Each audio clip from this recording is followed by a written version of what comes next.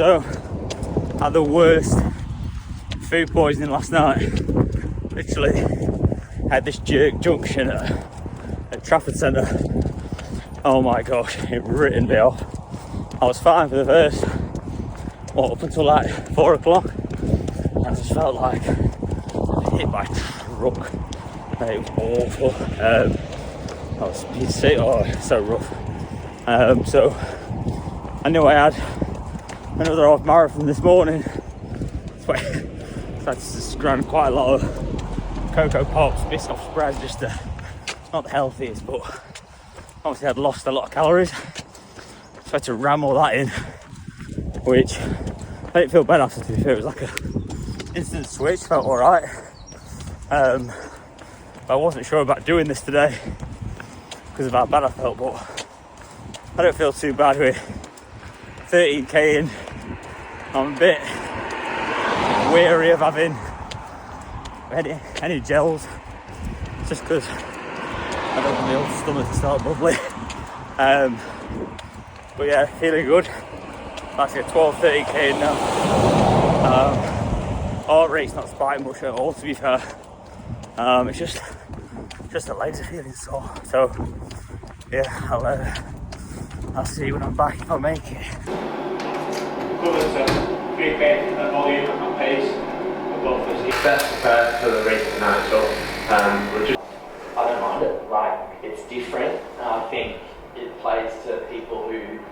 So episode 3 or 4 of this series, I think something like that. But yeah, I just want to speak about obviously building muscle and doing obviously a decent amount of running per week, and if it actually is possible. The reason I'm saying it is, somebody asked me on Instagram, I can't remember what day it was, bit irrelevant, but if with doing the amount of running that I was doing, is it still possible to build muscle?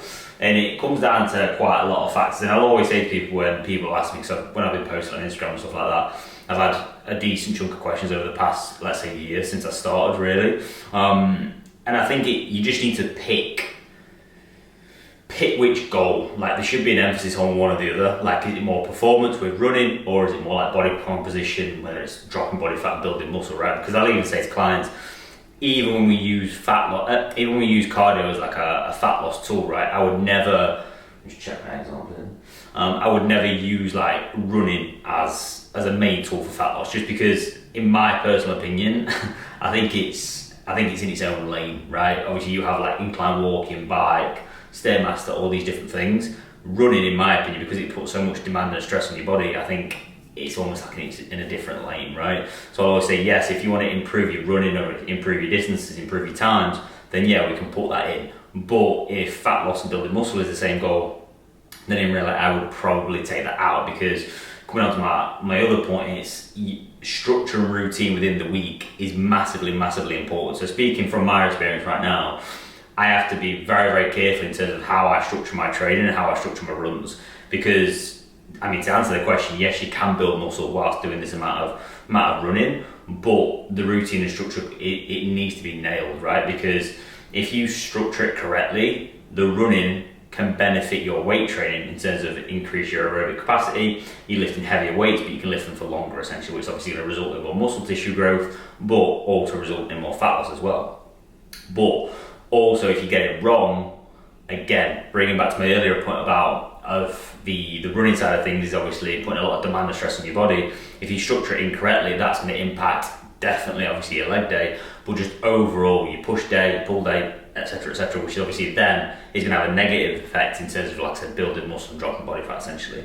So that's just what I'll always say is, if, like, for example, like me right now, I'm prepping this 100k in October, I'm trying to preserve as much muscle tissue. I'm not really trying to grow, really. Obviously, coming towards summer anyway, it's a bit more of like a dieting phase, so I'm not expected to obviously build muscle in this phase anyway. But I just, coming back to my earlier point, I think it's just so important to have, right, do I want more of a performance goal, or do I want more of like building muscle and dropping body fat? By all means, if you want to do a couple of runs per week and slow and steady, then yeah, get them in, that's absolutely fine. But if you want to train for like a marathon or anything like that, I would recommend just trying to shift the goal a little bit. So yeah, by all means, short answer, you can obviously build muscle, drop body fat whilst doing obviously a good amount of running per week, but in my opinion it will make it more difficult, just purely because, like I said, it does put a lot of demand and stress on your body, and it can impact your strength over time. Like in reality right now, I'm upwards of like 2.8 to 3k calories, but I'm dieting on them calories, and a lot of people think, bloody hell, that's a lot. Do you know what I mean? But because my output's so high, I need to fuel my sessions, but fuel my body overall to be able to actually deal with the demand and stress that I'm putting on my body. Do you know what I mean? So I'm trying to obviously still progress my lifts every single week, but I'm still obviously dropping body fat and maybe slightly building muscle. But again, like I said, my main priority right now, the emphasis is towards October, that 100k, right? Obviously I want to maintain the actual like shape that I have. Do you know what I mean? So again, my attention is fully focused on that. It's not right, I'm trying to obviously build muscle and drop body fat every single week. Do you know what I mean? It'd be nice, but again, it's going to make things difficult. Do you know what I mean? So when it comes down to, right, can you do it? Short answer, yes. But like I said, I would make sure that, right, have your goals aligned, just have a set priority, and then put, like I said, more emphasis into that. By all means, if you enjoy running, maybe put 1 or 2 sessions in, but just make them very, what am I trying to say? Make it lower intensity. So if you have a heart rate tracker or anything like that, I wouldn't personally be going over like 140, 145, because again, when you get upwards of them 160s, 170s, it's going to delay the recovery from the runs, which then will delay your actual growth in terms of strength week on week within your actual weight training sessions, right? So again, like I said, if you do want to put them in, just make sure they're doing pretty boring runs, like slow tempo, just to obviously increase the aerobic capacity, but also make sure that routine and structure is pretty much nailed, so obviously the running isn't impacting the weight training and the weight training impacting the running essentially. But yeah, hopefully that makes sense. I'm going to scram the old eggs now.